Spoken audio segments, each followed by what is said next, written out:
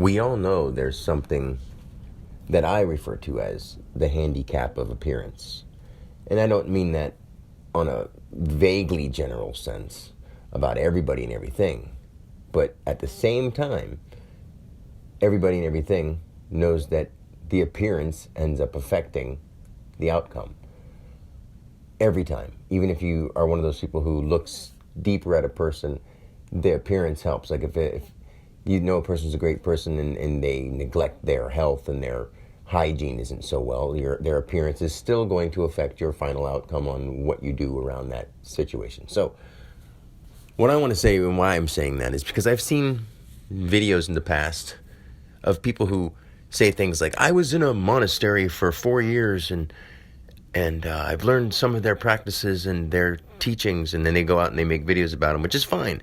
But then they also obviously show that they don't really have a clue about the depth of it, because even that practice itself wasn't full, because what I can show you gets more deeper into that. But I will just say that those practices are also taught lineages, taught things passed down, and nothing wrong with that.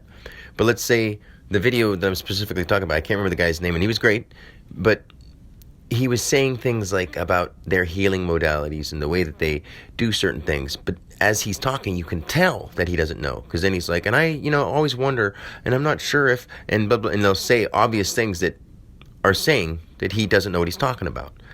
So here's the appearance thing is what I'm getting at. That when I was in court, they sort of laughed and literally made fun of me because I said at that point, for about 7 or 8 years, I have been practicing Reiki and healing techniques, and I'm a certified master Reiki healer. And they laughed at me like it was silly and funny, and I'm like, I do have proof because I've healed myself. That's enough proof for me, because I know that I'm being honest and I've done it to myself. And I have doctors who say that I needed surgery, and I never went and got surgery. I can show you that. I can show you that even somebody who can't stand me and doesn't want to talk to me, I've had a bone sticking out of my skin and I put it back in place myself, and it's completely healed where you can barely tell that it even happened. But other people would be like, so? I'm like, well, if you want to know how to heal, I know how to heal. You just have to do it for yourself and be determined. I can't do that for you. Nobody's going to wave their magic hand over you and just have you go poof and be healed. You've got to do it. You can't think that somebody's just going to come along and cure you or magically cure your problems. That's the kind of idea that people have about like Christ or somebody coming. The answer is here. It's in my form. And it's giving you the answer all the time, every day, ready to show you what you need to know. But instead, you're hoping that some magical, universal, cosmic force is going to come up and show up in some weird form, and you're going to be blessed. You are being blessed right now. So what I want to say about the appearance, the handicap of appearance, is if I was like a Chinese man who called himself Master Chang Chi, and nothing to make fun of them things, it's just those are the kind of names. If I was to say that was my name, Mr. Li Chang, and I was jumping around and waving my hands and saying, put your finger on your forehead and bounce up and down 3 times and hold your hand on your heart. And then, people talk about those being healing modalities of Tai Chi and Qigong. There's all kinds of things that are like that and even sillier. And they're not silly, but I mean, if other people don't have they have this big complex mind, they're going to think that that's silly, and there's no way those things work. And yes, they do.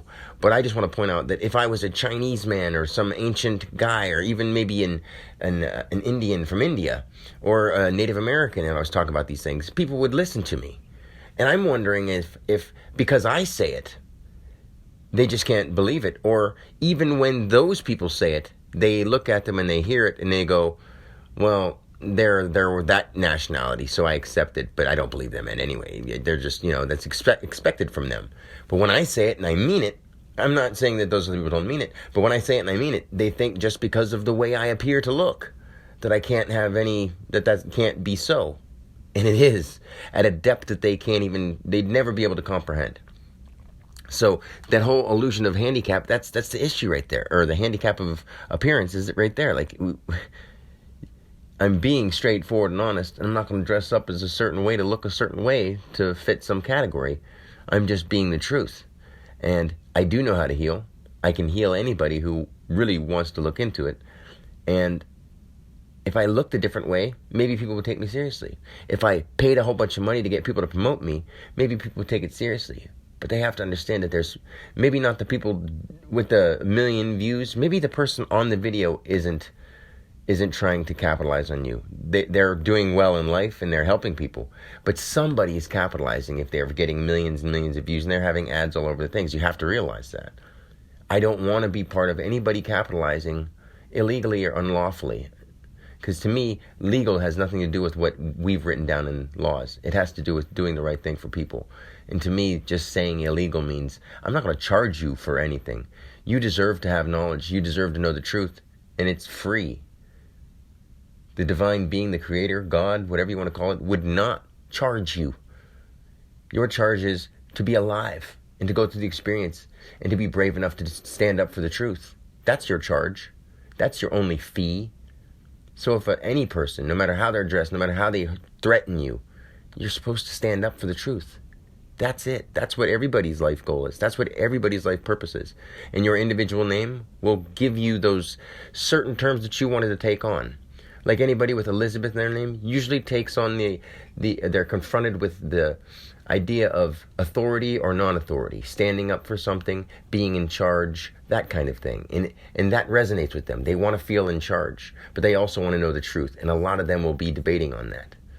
And a lot of them will be things like a judge, a queen, people that have authority or come from families with authority who named them that because that's an authoritative name. And they are in there. Sometimes that family name will hold a shadow over them. I mean, there's all these different details, and it's in your name. It's right there in you. It's in where you came from. It's not just your name. Of course, it's going to stem off your actions. And once you get into breaking down what your original path was, you see where you made, missteps along that path. It's that simple, but you have to be willing to do it. You can't just expect someone to say, this is it. This is your purpose. Bang.